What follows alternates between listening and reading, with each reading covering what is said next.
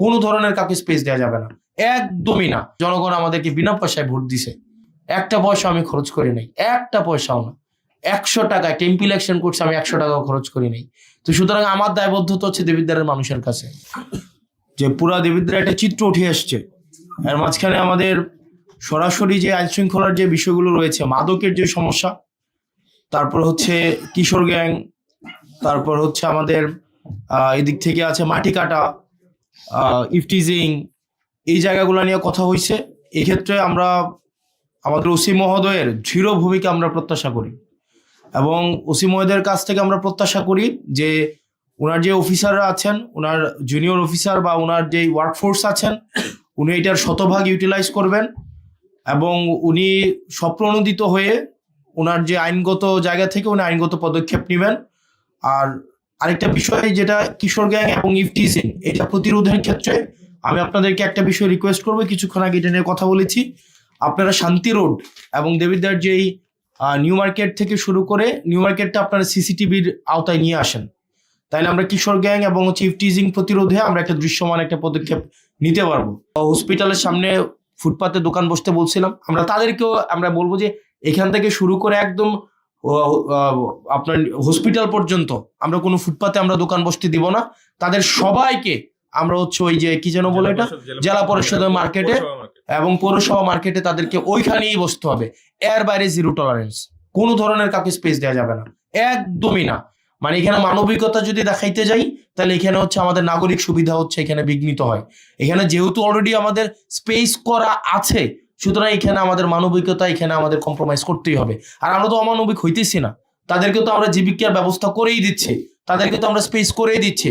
সুতরাং আজকে ইফতারের পর থেকে আমাদের একটা এখানে একটা ইফতার আছে, ইফতারের পর থেকেই এই বিষয়ে আমি ব্যবস্থা নিব, এবং এই বিষয়ে আমি আপনাদেরকে সাথে নিয়ে, আপনারা যদি চান আমাকে কোঅপারেট করে, মানে আপনাদের জায়গা থেকে আমি প্রত্যাশা করি, নচেত আমি একাই আজকে গিয়ে হচ্ছে ওনাদেরকে একদম মানে কালকে সকাল থেকেই আপনারাও আপনাদের ওই যে উপজেলা পরিষদের মার্কেট, জেলা পরিষদের মার্কেট, এটা আপনারা প্রস্তুত করে রাখেন, এখনই অর্ডার দিয়ে দেন যাতে করে প্রস্তুত হয়ে যায়, যেন আগামীকাল সকাল থেকেই ওখানে হচ্ছে ওনারা বাজার বসতে পারে। আর আপনাদের আহ্বান করবো দেবিদ্বারবাসী সবাইকে, আপনারা জেলা পরিষদের যে মার্কেটটা আছে ওখানেও আপনারা যাবেন, ওখানেও আপনারা আপনাদের প্রয়োজনীয় জিনিসপাতি পাবেন। আপনারা ফুটপাতে আর আসবেন না, আপনারা বিক্রেতাদেরকে অনুৎসাহিত করবেন। আর আরেকটা বিষয় যেটা আসছে, আজকে তো আমাদের যা শুরু হয়েছে, আপনারা আমাদের উপর আস্থা রাখেন, আমরা আমাদের জায়গা থেকে চেষ্টা করব। এখানে অনেকে আছে, চেয়ারম্যান আছেন আমার বয়স থেকে বেশি, মানে ওনার চেয়ারম্যানই যেটা করেন এটা হচ্ছে আমার বয়স থেকে বেশি। আমার বয়স হচ্ছে 27 বছর 7 মাস। তো এখানে অনেকে চেয়ারম্যান আছে 30 বছর ধরে, ওইখানে অনেক টিচার আছেন যারা 30 বছর ধরে হচ্ছে আপনার টিচিং প্রফেশনে আছেন।